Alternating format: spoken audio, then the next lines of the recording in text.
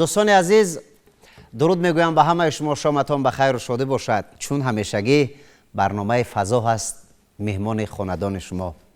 عزیزان، خیلی خوشنود و خوشحال و دلگرم میشویم وقتی که از این صحنه مبارک رو بر روی شما سلام میگوییم، به شما حال پرسی میکنیم و از پی اجرای رسالت کسبیمان میشویم. این یک دولت بسیار هم بی‌بها است برای همه ما و شما. شکرانه آبادی این دیار تنج و آرام، شکرانه استقلالیت وطن محبوبمان تاجیکستان بهشت آسا. خوب عزیزان، همگی میدونید که برنامه فضا برنامه اجرایش زنده است. یک موسیقی زیبا نواختن استاد ارجمند قربان قربانیان که من آفرین میگویم به دستانشان. میزبانی برنامه این شامینه را من بر عهده دارم سید انور بابا جان. مهمانان ما هستند دانشجویان کنسرواتوری ملی تاجیکستان با همراهی پروفسور کافدرای سازهای خلقی کنسرواتوری ملی تاجیکستان به نام طلب خواجه ستاروف، همچنین هنرمند شایسته تاجیکستان، عضویت اتفاق کمپوزیتوران تاجیکستان استاد قربان قربانیان. شما را خیر مقدم میگویم. خب استاد، یک سلام بگویید به مردم در این شام زیبا. به همه بینندگان من اظهار منتداری میگویم که این برنامه را تماشا کردند. من زیاده از 46 سال فعالیت ایجادیم. فقط شاگردان را تیار کردم، شاگردانی که لابراتوار آزمونی جمهوری منطقوی و آسیای مرکزی و بین‌المللی میباشند. آفرین. من همه اینها را نامبر نمیکنم برای که من فقط آوردم شاگردان که شنوند، بینن، تماشا بینن، هنر دستانشان را بها دهند. برای همین من تشکر میگم با تلویزیون سفینه برنامه فضا که ما را دعوت کردن. ما در خدمت شما تیار هستیم. سلامت باشین. سپاس. خوب استاد، اطراف همین موسیقی بیاید یک صحبت کنیم که این موسیقی چی نام دارد، چگونه آماده شده است؟ حاضر موسیقی شما میشنوید همش از ایجاد بنده هستند. ما به نزدیکی 31 مرد محفل ایجادی رو گذراندیم که شاگردان همشون دستگیری کردند و باز شما با تکلیف شما با اینجا اومدیم که با کمتر با پراتر با نزدیکتر و تماشابینان آهنگای ما فقط در موسیقی در رویه موسیقی فلک است، موسیقی عنعنوی تاجیک است. من بسیار آدم تماشا میکنم موسیقی را میگه که این موسیقی چی است، بسیار خلقی دارد، بلکه موسیقی را خلق میآفرد. ما کامپوزیتورها ما اون را چی میکنیم، تکمیل و تنظیم میدیم. بله، مال خودتون بود موسیقی رازی فلک؟ بله، برای که ما همچون از 36 سال هست که فقط فلک را آموزیم. 5 کتاب علاوه چاپ کردیم، 5 کتاب تعلیمی درسی دستور برنامه‌های اوید با فلک و بخش فلک برنامه تهیه کردیم و همچنین مرا محقق اولین فلک در کشور میشناسند. بسیار خوب. استاد، از تربیت نسل جوان یک کمی قصه کنید که 46 سال است که در راه ایجاد هستید، در راه صنعت هستید و نسل نورس و هنردوست را تربیت میکنید. این کار چگونه است؟ مشکلی دارد؟ البته آموزگار یکی از کسب از همه پرمشقت، زحمت طلب، طاقت کردن. بله. میگن که جوری استاد به از میری پدر. ما جور میتیم، گاگا ضربان بکنیم، گاگا سیران بکنیم که هنر اومدن. این هنر از همه وظیفه ها گرفتن میشوند که هنر رو یگان کس، هنر هر کس رو گرفتن میتونه، برای هنر فقط میموند. برای هم بیودن نیست که این هنر از همه مشکل تر است. این از سینه به سینه، از استاد به استاد، از استاد به شاگرد یا که شاگرد به استاد کردن، ما هم کسب رو چکنیم آموخته هستیم. بله. مثلا سازهای خلقی که باور کنید ما در رساله موسیقی میبینیم زیاده از 200 نامگوی سازهای ملی بدن. حاضر میبینیم همگی 20-30 نامگوی است که همون از 20 نامگوی همگی 10-15 نامگوی آن را مینوازند و خلاص. همین سازها را کی زنده میکنند؟ فقط مطرب نباشد، نوازنده نباشد، اسباب نیست. برای من میخوام که ما در تاجیکستان پروفسور کافدرای سازهای خلقی هستیم که ما همین سازهای خلقی را رونق رواج کردیم که همین سازهای ملی ما از بین نرود. بله. خب شاگردانتان چگونه هوش و گوش هنرآموزی دارند؟ براشون یا که همراهشان کار کردن مشکل است و یا نه؟ اونقدر مشکل نیست، برای که اینا بعد مکتب‌های موسیقی مخصوص موسیقی داخل میشوند. در مکتب‌ها ما 30 سال در مکتب‌های موسیقی به نام میراتور توی به نام شهیدی کار کردم. در اونجا مکتب از این اول حقیقتا مشکل است تا قدم وقتی علاقه در کنسرتور بشن علاقه قریب متخصص تئور است فقط متخصص بلند گرفتن بود آسان تر است لیکن به هر حال با اثرها مشکل ها برنامه ها ژانرها مشکل تر میشن کلانتر میشن خب در همین موسیقی با کمتر میبینید که کمتر موسیقی با کمتر با طرز مشکل تر هم هستن افسوس که با هموازی فاتحان با کنسرت‌های کلان اجرا کردیم ما فقط حاضر بسیار بیشتر موسیقی عنعنوی کسبی را رشد کرده در که در همین رویه ما ایجاد کردم. بله خوب البته 46 سال است که فعالیت میکنید استاد و چون گفتید از مکتب‌های میانه شروع کردیم از مکتب‌های موسیقی شروع کردیم تعلیمی هنر دوستان هنر آموزان را آمدیم به کنسرواتوریا عنوان پروفسور را صاحب گشتیم که واقعا دولتی بزرگ است.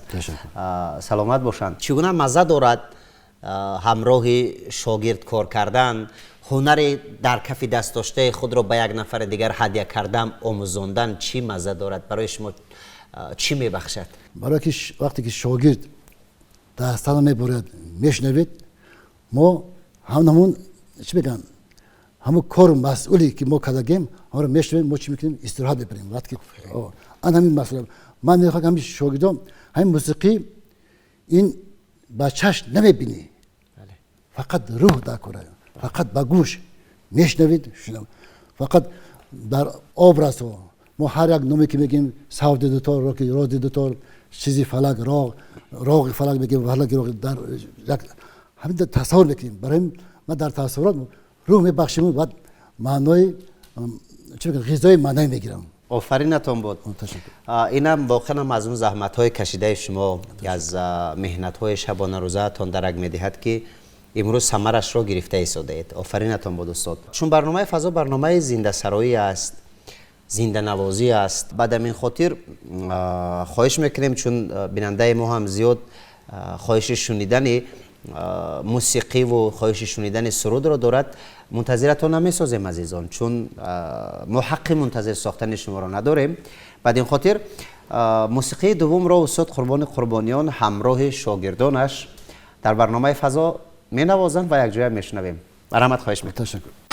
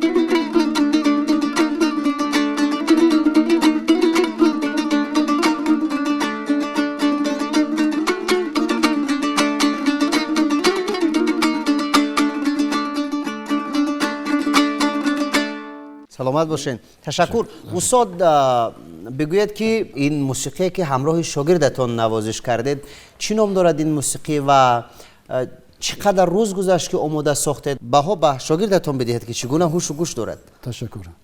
این شاگردم خالف اسماعیل می باشد که لوریت آزمون جمهوری تاجیکستان وطن عزیز من است.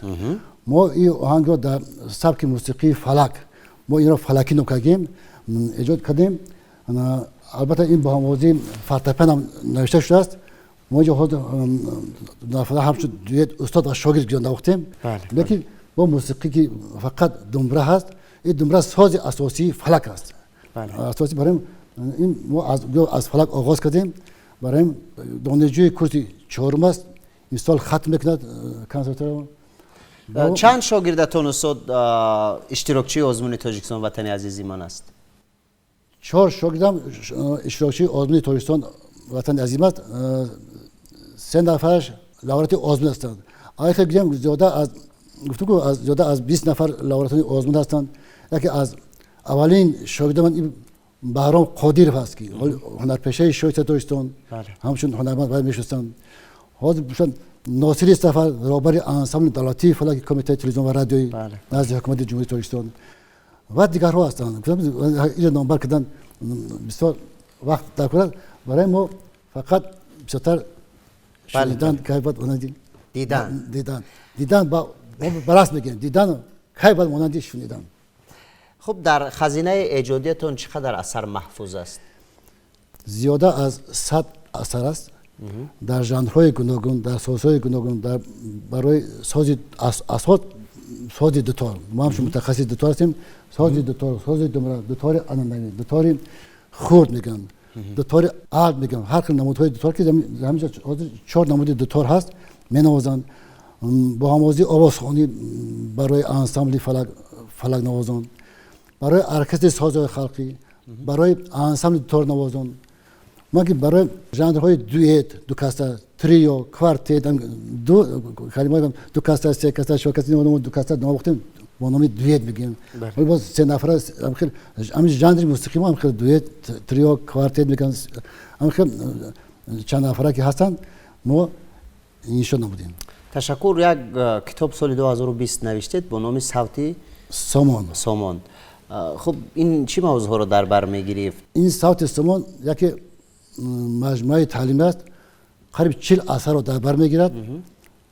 هم 20 نفر اثرهای اجرا کرده ما و 20 نفر آن را آهنگایی که خلقی تکمیل دادیم. تکمیل با موضوع فورتپیانو برای مطلب‌های موسیقی، کلش‌های صنعت و این چنین برای کنسرواتوار ملی تاجیکستان. برای که اثرهای کلان هاش هست، فانتازیا کنسرت برای تار هست که زیاده از 15 دقیقه وقت بگیرد و اثرهای کلان هاش برای کورس‌های بالایی. و نام برای چی صوتی سامان بودیم. یک آهنگی که در اونجا هست صوتی سامان هست.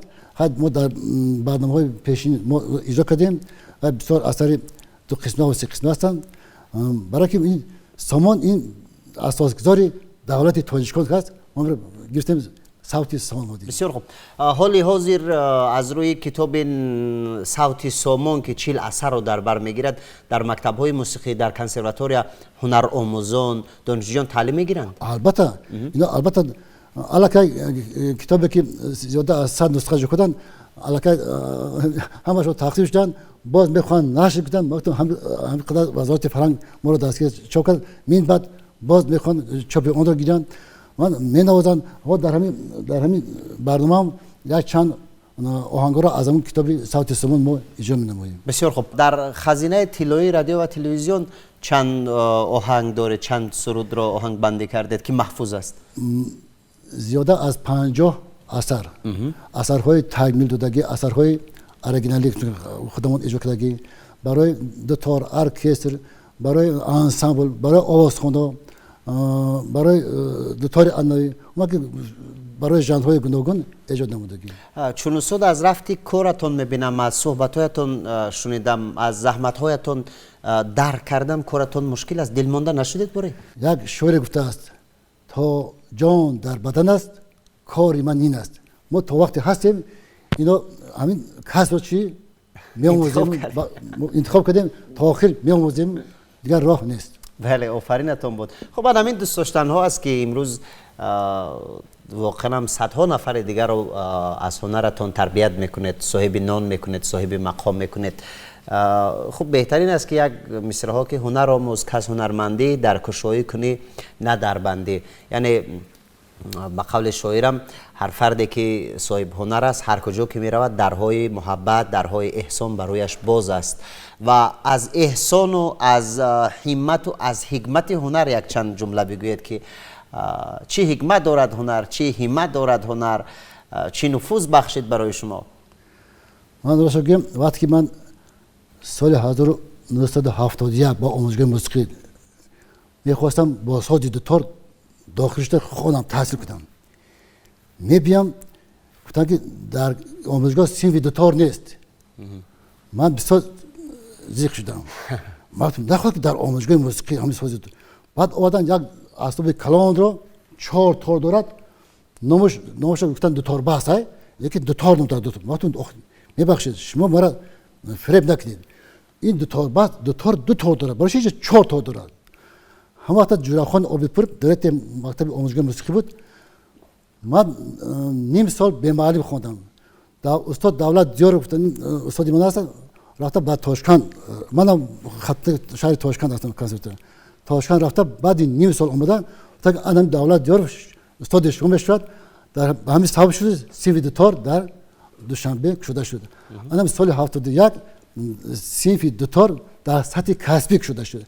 با طرز انای می‌داختند خلق نه که در سطح آموزش بعد خط به کنسرت آموزگاه ما را وزارت فرهنگ و کنسرتوار شهر تاشکند بانوی مختار اشرفی را خط گرفتیم اونجا آموختیم. باز اومده به آموزگاه دانشکده صنعت بانوی میرزا بعد 2003 وقتی تأسیس کنسرتوار میشه ما با اینجا آمد رشوت با دوام هم کار که دوام دادیم.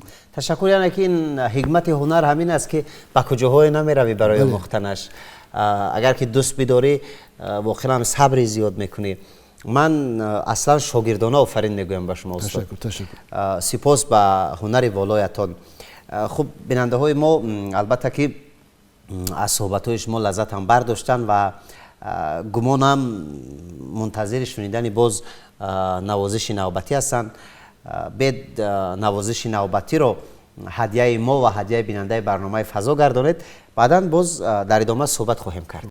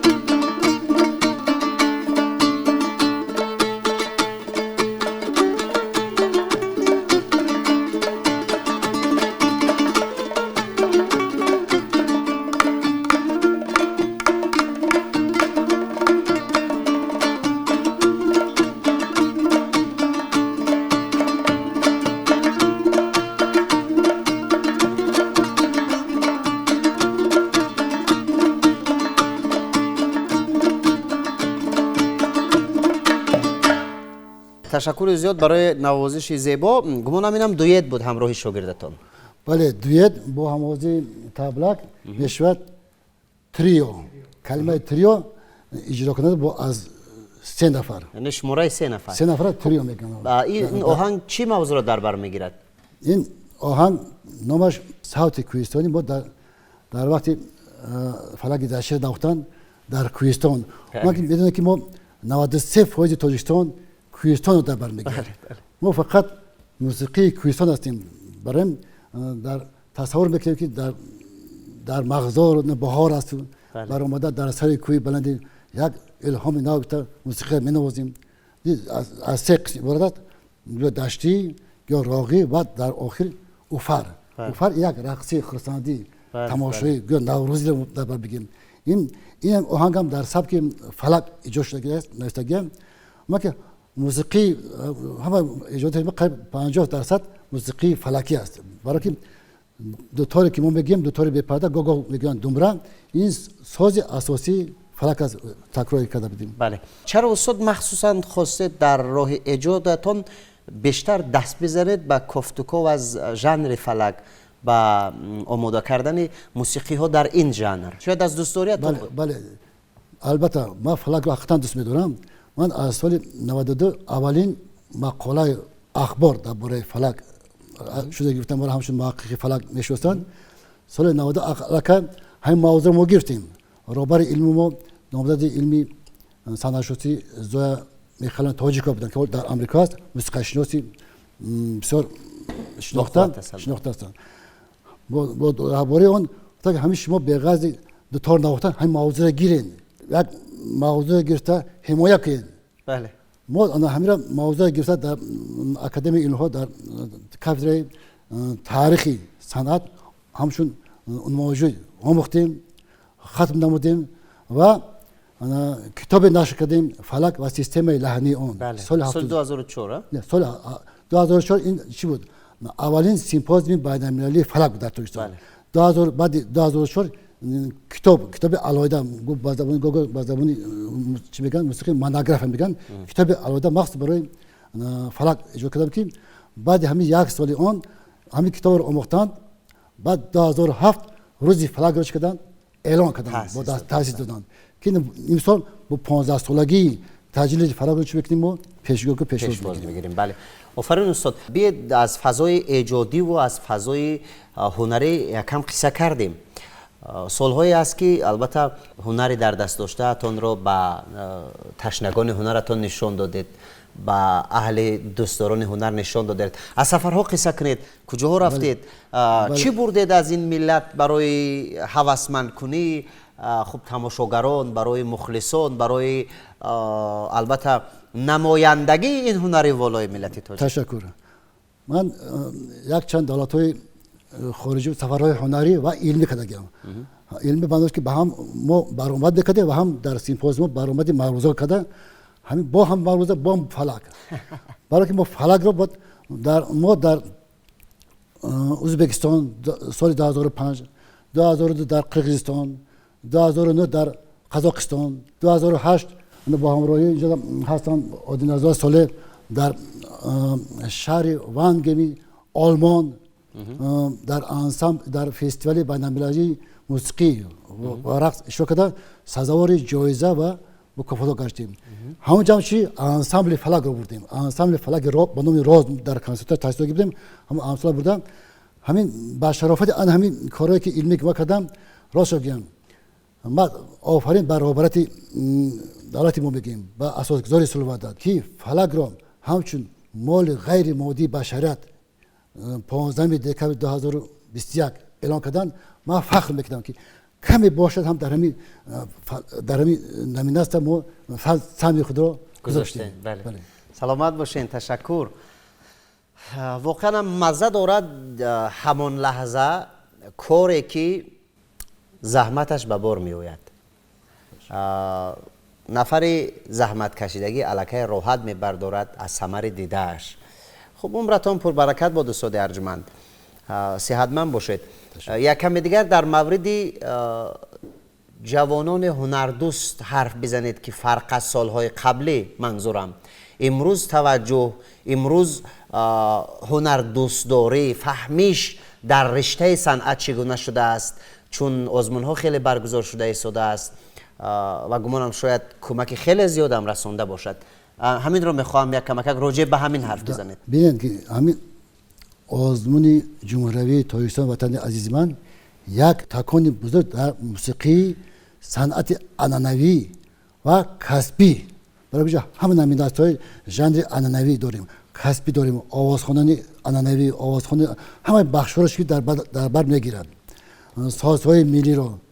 لیکن دیدیم آن همین آزمونی که با شرافت پرزیدنت دستگیری پیشنهاد کرده است، آن همین موسیقی ما، موسیقی سنتی ما، مخصوصا شش مقام، فلک، موسیقی فولکلوری، ما که موسیقی ما از مضمون اوست مرکز اصلا بالاترین است. همه ژانرهای موسیقی در همین جا است. بسیار عالمان خارج همه جا مدن موسیقی ما رو میآموزند، ثبت میکنند، میگیرند، میبرند، حمایت میکنند. این مالی حقیقتا مادی ما هستند. ما میخوایم که خودمون با دست خودمون هم را حمایت کنیم، نوازیم، به جوانان آموزیم. بیده که حاضر 20 تا جوانان با موسیقی اروپایی، 20 تا مخصوصا برقی این ژانر هم در کار است. لیکن موسیقی که میگیم در معرکه یک آواز سینتزاتور همه سازهای این موسیقی رو پخش میکنه. دیگر این موسیقی ما در موسیقی مستطیل در کار نیست. برای ما همین باید موسیقی عنعنوی باید اصلی باشد. یگان اصلا در وقت موسیقی عنعنوی نوازیم، یگان دیگر سازهای اسکریپکا و فلیت میگیم، موسیقی عنعنوی اصلی باید نوازند. چه در شش مقام، چه در فلک. همین وقتی موسیقی اصلی ما که ما حمایت کردیم، دستگیر کردیم، بعد در اساس همین کمپوزیتور مرحمت میتونن در ژانر استرادا، سیمفون مقام اجرا کردن، فیروز بهار.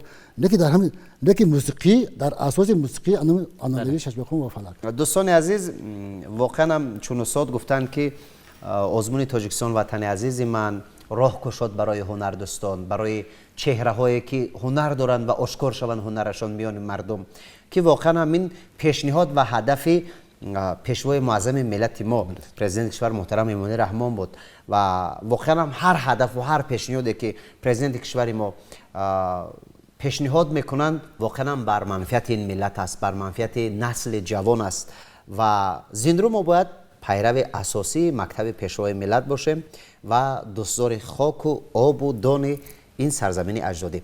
عزیزان، استاد همراه شاگردانش موسیقی نوبتی را می‌نوازد. صوت کوهستان.